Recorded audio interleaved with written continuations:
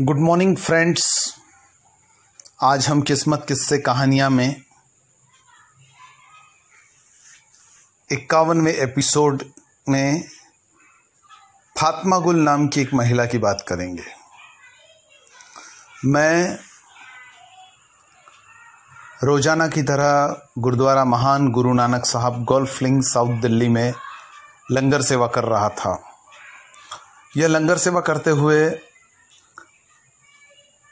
मैं जब थक गया तो उस समय मुझे एक लड़की मिलने आई जिसका नाम फातिमा गुल था। फातिमा गुल ने मुझे कहा कि मेरे पास में पैसे नहीं हैं आपको देने के लिए। मैंने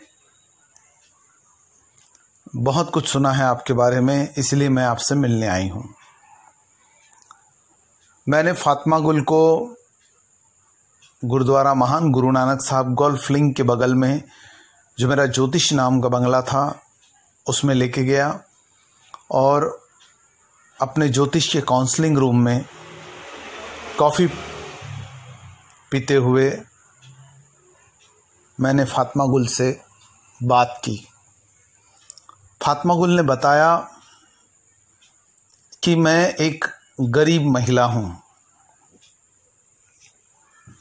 मेरे माँ बाप की डेथ हो गई है,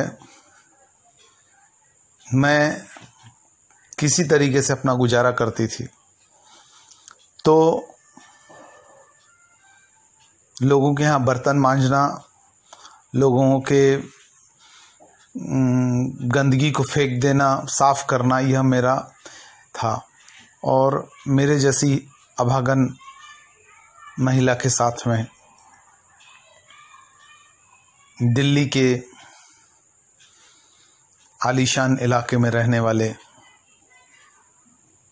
4 बिगड़े बाप के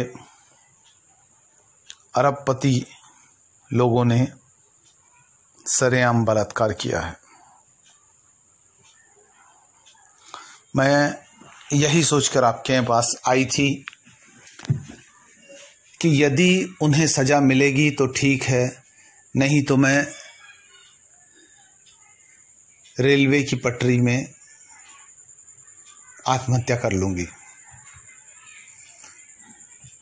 मैंने फातिमा गुल की तरफ देखा, उसके बाद में मैंने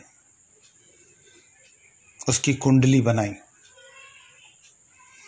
कुंडली की स्टडी करने के बाद मैं इस नतीजे पर पहुंचा और जो वर्तमान ग्रह थे उसके आधार पर कि ये चारों जो है वो बहुत दर्दनाक हादसों का शिकार होंगे। चारों में से सभी के सभी भी अपनी जान को गंवाने वाले थे। फातिमा गुल जैसे गरीब महिला की बद्दुआ जो है वो तो इसका काम करने ही वाली थी, बाकी फातिमा गुल का अपना जीवन भी संवरने वाला था।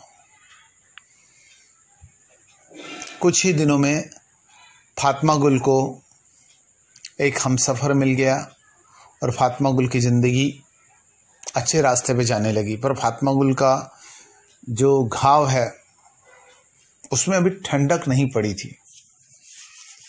फातिमा गुल धीरे धीरे अपने आप को आर्थिक रूप से मजबूत बनाने लगी और एक समय जाकर वो मजबूत हो गई, पर उसके घाव जो है वह हरे के हरे थे।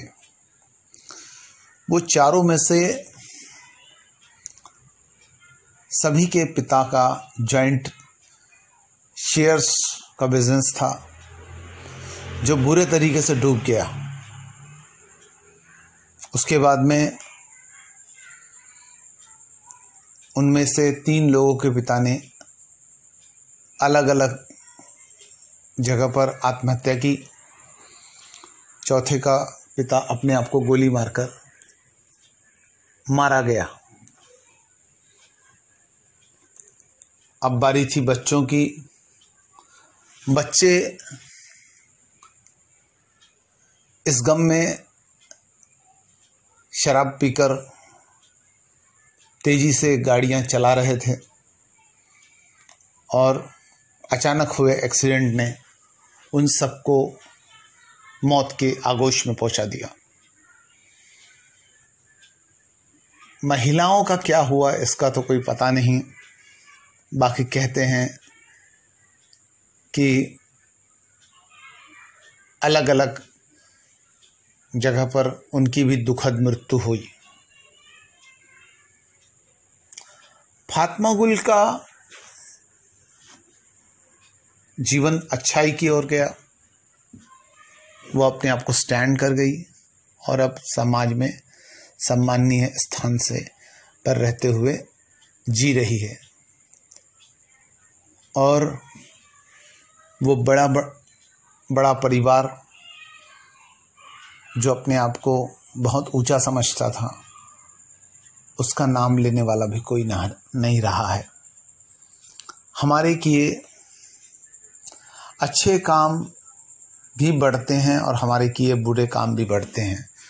फातिमा गुल के साथ में चारों का किया गया बलात्कार नासूर बनकर उन चारों के पूरे परिवार को निगल गया और फातिमा गुल ने उस बलात्कार के दर्द के एवज में 5,000 रुपये वाली नौकरी और एक सम्माननीय जीवन को प्राप्त किया। उस समय यह 5,000 बहुत मायने रखते थे। आज इसकी कोई हैसियत नहीं है। हमारा किया हुआ अच्छा और बुरा काम हमारे जीवन में वापस आता है। फातिमा गुल की कहानी इस चीज़ को बयान करती है और हमें बार बार आगाह करती है कि हम जाने अनजाने में भी बुरे काम को छोड़कर अच्छे काम की तरफ बढ़े ताकि हमारा जीवन अच्छा हो। धन्यवाद।